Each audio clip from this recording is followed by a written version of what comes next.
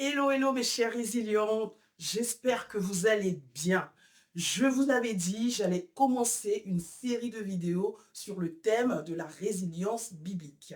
J'avais promis d'y associer des personnes de qualité et pour cette toute première capsule, j'ai la joie d'avoir à mes côtés mon pasteur Daniel Potier.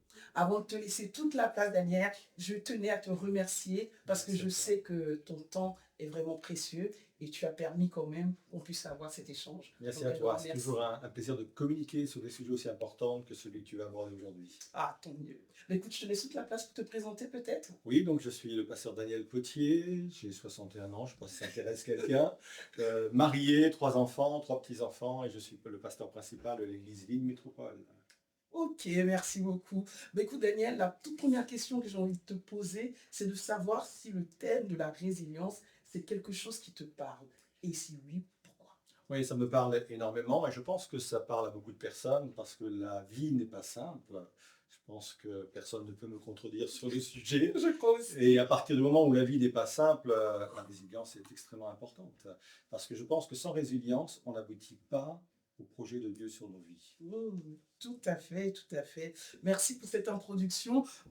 Du coup, si tu devais nous donner une définition peut-être un peu plus poussée, parce qu'aujourd'hui, on parle de résilience économique, de résilience urbaine. Notre président, d'ailleurs, au moment de la Covid, nous a invités à être plus résilients. C'est quoi exactement la résilience selon toi? Oui, on confond parfois la résilience avec la persévérance. Il y a une partie de la persévérance quand même dans la résilience, mais ce n'est pas tout à fait la même chose.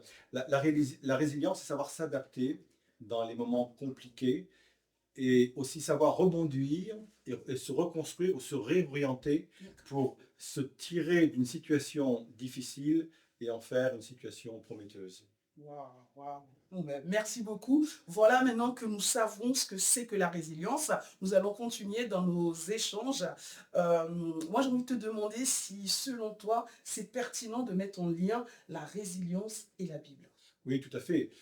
Parce que c'est une thématique qui revient régulièrement dans la Bible, même si le mot résilience n'y est pas, les principes et les exemples de résilience sont nombreux dans la parole de Dieu. D'accord, ok, parfait. Et du coup, si tu pouvais nous donner un exemple de résilience, que ce soit une situation ou peut-être une personne, une personnalité de la Bible qui a fait preuve d'une résilience qui est vraiment en accord avec les principes bibliques, ce serait intéressant, ce serait peut-être un peu plus parlant. Oui, on va faire la parité, un homme, une femme, c'est tout Ah, va. ça me va très très bien ça. Bon, je pense que, bien sûr, il y a Job qui nous vient de l'esprit, mais je vais le laisser de côté parce que c'est trop évident.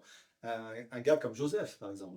Joseph qui a été vendu par ses frères, vendu ensuite sur un marché d'esclaves, qui se retrouve dans la maison de Potiphar, ensuite accusé faussement et jeté en prison. Et le gars, il devient le premier ministre d'un des plus grands pays de l'époque, qui est l'Égypte. Et s'il a pu réussir à traverser toute cette période-là, bien sûr, la promesse de Dieu, la grâce de Dieu, mais aussi la résilience. Il s'est à chaque fois adapté, il a à chaque fois rebondi, et à chaque fois, il s'est restauré vers un tremplin qui l'a mené à l'état, effectivement, de Premier ministre. Ça, c'est le gars, c'est l'exemple du gars. Et puis, le deuxième exemple, une femme, Marie, mère de Jésus. Je suis tout à fait d'accord. C'est pas rien, hein. Quelle résilience, parce que nous, on lit une histoire comme ça, c'est un peu féerique, mais quand l'ange est allé la voir pour lui dire ce qu'elle allait devenir, elle avait 14-15 ans. À cette époque-là, se marier à cet âge-là, c'est pas un problème, parce qu'on vivait moins longtemps, on vivait à peu près une quarantaine d'années. Donc on vient lui annoncer ça. Enceinte sans être mariée, donc le poids sur elle, hein, le regard des autres, la critique, etc. Après, elle entend tout ce que Jésus va subir, son fils, et la façon d'élever effectivement son fils était hyper compliquée. À 11 ans déjà, le père, ça on va passer sur le détail. Après, tout le monde le prend pour un fou, et puis elle assiste à la mort quand même de son fils à la croix. Quelle résilience! Cette femme est un modèle de résilience extraordinaire. Elle est allée jusqu'au bout parce qu'on la voit même à la croix, on la voit même dans la chambre haute le jour de la Pentecôte. C'est une femme extraordinaire. Waouh, waouh, waouh, c'est clair, c'est clair. Ben, merci beaucoup pour ces deux personnages. Moi, j'ai envie de te poser une dernière question, ensuite je te libère. Aujourd'hui, on a plein de jeunes qui nous écoutent et qui se disent, ben, moi j'ai envie d'expérimenter une toute autre forme de résilience. Et si tu avais des conseils à leur donner pour vraiment expérimenter au quotidien, dans leur vie de tous les jours, la vraie résilience, ce serait quoi comme conseil? Ouais. Plusieurs conseils. Peut-être le premier, c'est de s'attacher aux promesses de Dieu.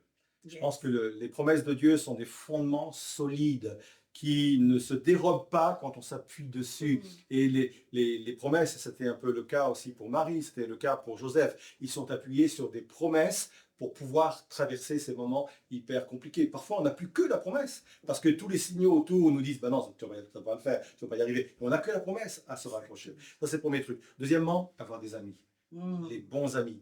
Pas ceux qui vont nous dire non, tu ne vas pas y arriver, ou ceux qui vont être négatifs à chaque fois. Non, des bons amis. Des bons amis qui vont nous dire non, on prie avec toi, on est avec toi, on t'encourage, etc.